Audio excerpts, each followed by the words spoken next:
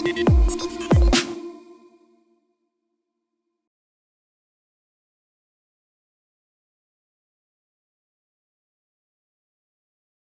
peut peut-être partir du concept pourquoi un conflit n'est pas oublié.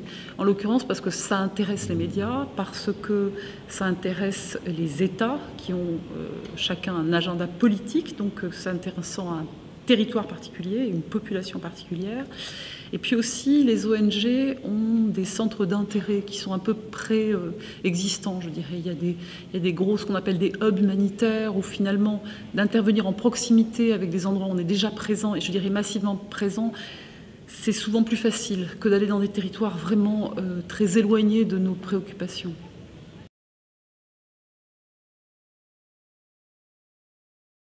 Les conflits oubliés sont partie prenante de notre stratégie politique.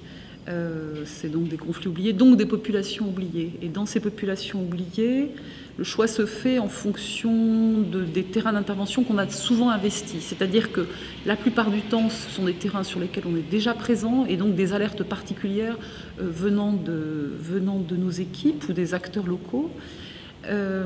Après, au sein de ces conflits populations oubliées, on s'intéresse plus particulièrement aux populations les plus vulnérables.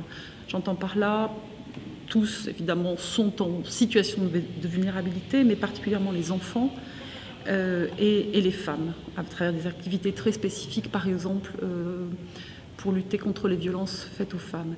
Ce qui est compliqué, c'est qu'on assiste à une multiplication des conflits. Il a été dénombré plus de 530 conflits, étiquetés conflits, par un institut de recherche allemand en 2016, et parmi eux, il y a 230 conflits de haute intensité.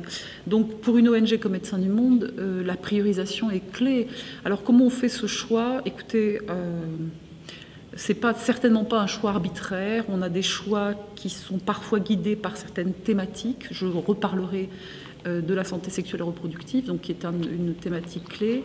Et puis, ce qui nous guide aussi, c'est la proximité avec les organisations de la société civile. C'est-à-dire que les alertes peuvent aussi venir de nos associations partenaires.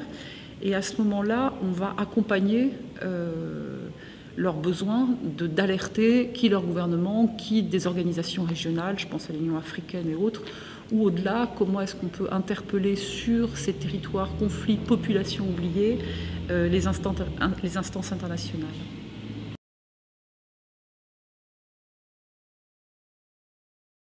Pour mobiliser, on a des outils traditionnels pour faire que le grand public s'approprie certains territoires oubliés, certaines situations dramatiques de populations oubliées.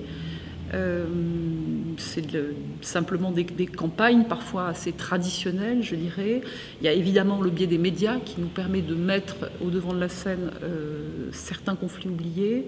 Au-delà de ça, on intéresse le public à ce qu'on fait seul, mais le plus souvent en coalition avec d'autres acteurs de la société civile, pour interpeller à ce moment-là ou nos décideurs politiques directement, ou au-delà, je pense au Conseil national des droits de l'homme des Nations Unies qu'on a interpellé récemment, par exemple sur les situations en République centrafricaine ou au Yémen.